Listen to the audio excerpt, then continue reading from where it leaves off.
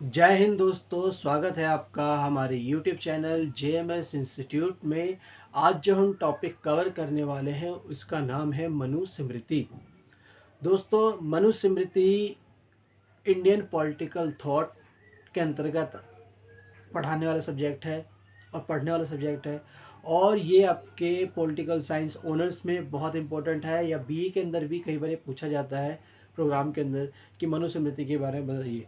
तो देखो दोस्तों, उसको मैं 4 से 5 वीडियो में कवर करूँगा मनुस्मृति के बारे में, लेकिन मैं आज आपको इसका इंट्रोडक्शन और एक बैकग्राउंड समझा दूंगा कि मनुस्मृति के बारे में क्या है, कैसे है। देखो दोस्तों, आज के टाइम में हमारे भारत को चलाने के लिए एक किताब है जिसे संविधान कहते हैं, और यह संविधान दुनिया के ज़्यादातर स्टेट राज्य इसको फॉलो करते हैं। अमेरिका का अपना संविधान है। तो इसी प्रकार से दोस्तों, मनुस्मृति जो थी वह एक संविधान था पुराने समय में। उस संविधान में बताया गया था कि टैक्स कैसे लिया जाएगा। उस संविधान में बताया गया था कि कोई चोरी करेगा तो उसकी क्या सज़ा होगी, उसको किसने लिखा, कहाँ आया, कैसे आया, ये सब हम आगे डिस्कस करेंगे। तो दोस्तों, मनुस्मृति बहुत ही वाइड है, और अगर आप फ्यूचर में लॉ करना चाहते हो या फिर फ्यूचर में आप अगर यूपीएससी की तैयारी करोगे तो मनुस्मृति को जानना समझना बहुत ज़रूरी है, और ये आपकी नॉलेज को बहुत एनहेंस करेगा। तो आइए बिना टाइम वेस्ट के हम अपने टॉपिक की शुरुआत करते हैं। तो दोस्तों, सबसे पहली बात आपको ये समझानी है कि मनुस्मृति एक किताब है जिसके अंदर राज्य को चलाने की, राज्य में एक किसका कौन सा दायित्व होगा, किसके कौन से अधिकार होंगे, यह सब चीज़ें बताई गई है। राजा को एक दी गई पुस्तक है जिसके द्वारा उसे शासन चलाना है। सीधी सी बात यह है। अब बात ये आती है दोस्तों, जब आप अपना इंट्रोडक्शन लिखोगे या फिर आपको इसका बैकग्राउंड में जाओगे तो आपको समझना होगा क्या भारत में, जब से भारत में कोई व्यवस्था आई है, जब से ये भारत में लोग आए हैं, या फिर जब से ये भारत भूमि है, तब से क्या यहाँ पर मनुस्मृति है। तो आपको सीधा समझना है, नहीं, यहाँ पर मनुस्मृति को शुरू से फॉलो नहीं किया गया है। मनुस्मृति बहुत ही एक धार्मिक टाइप की पुस्तक है जिसमें राजा के राज्य के बारे में बताया गया है। सबसे पहले यहाँ पे आपको ये बता रहा है कि भारत एक डाइवर्स कंट्री रही है शुरू से ही। यहाँ पे अलग अलग तरह के लोग आते जाते रहे, और यहाँ पे अलग अलग धारणाएं मान्यताएं शुरू से रही हैं।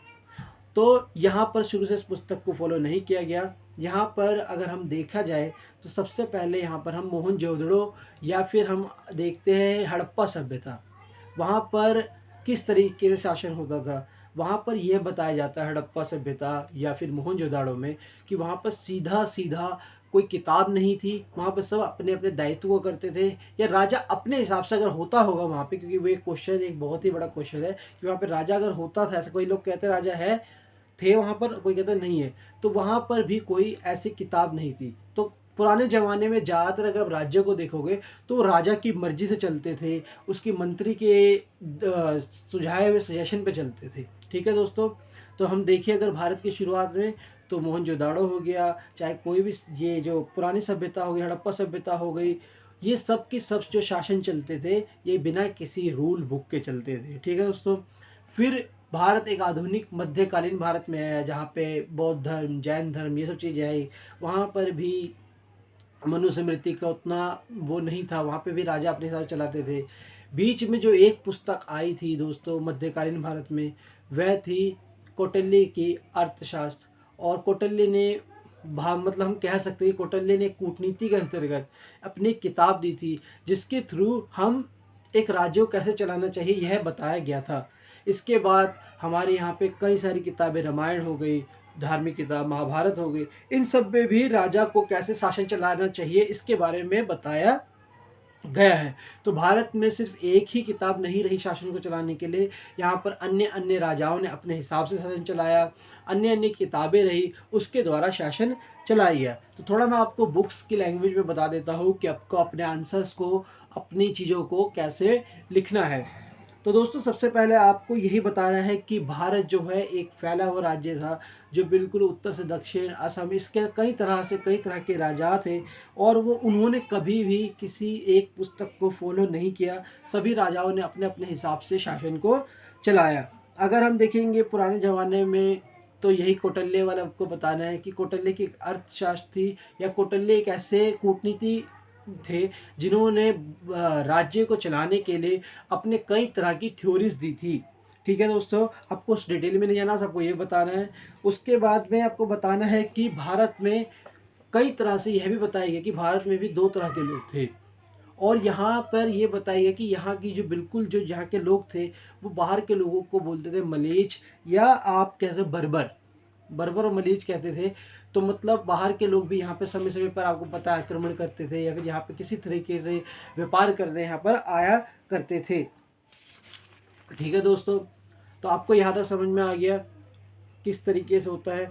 अब इसी तरीके से यहाँ पे बताया गया है कि फिर धीरे 6ठी शताब्दी के आसपास जो यहाँ पर कई चीज़ें खोजी गई, कॉपर खोजा गया, आयरन खोजा गया, जो नए रास्तों से आना जाना आसान हुआ, सोशल लाइफ यहाँ पे धीरे धीरे डेवलप हुई।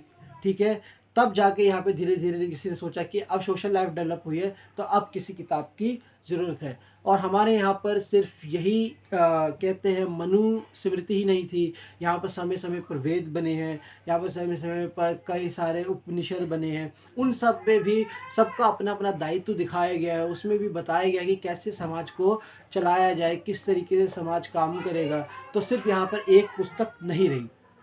तो यहाँ तक आपको बिल्कुल होच पोच तो नहीं हुआ, आपको समझ आ रहा है मैं क्या समझा रहा हूँ।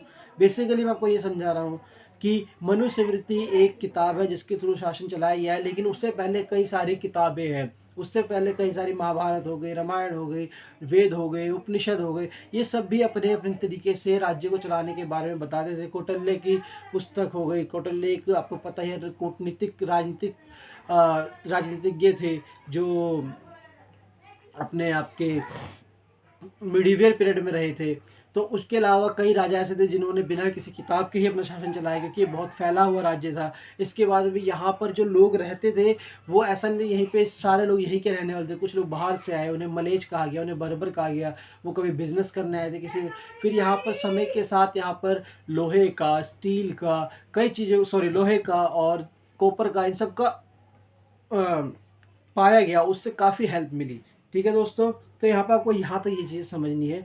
उसके बाद में यह बताया गया है कि आप ये लिख सकते हो कि भगवत गीता के अंदर भी बताया गया कि राज्य कैसा होना चाहिए, राज्य कैसा होना चाहिए। तो आपको पता है कि भगवत गीता में कहा कि राज्य ऐसा होना चाहिए जहाँ पर कमज़ोर को बचाया जाए, ठीक है, जहाँ पर बड़े बुजुर्गों को बचाया जाए, जहाँ पर सबकी रिस्पेक्ट हो, जहाँ पर चोरी ना हो, जहाँ पे क्राइम ना हो, वही एक राज्य अच्छा राज्य है, ग्रेट किंगडम है। जहाँ पर राजा जो हो वो सेल्फिश ना हो, अपने लिए ग्रीड ना करता हो, ये सब चीज़ें बताई जाएंगी। ठीक है दोस्तों, उसके बाद में आपको बताया जाएगा कि राजा कितनी सारी किताबों में राज्य क्या है, धर्म क्या है, इन सब चीज़ों के बारे में बताया गया है।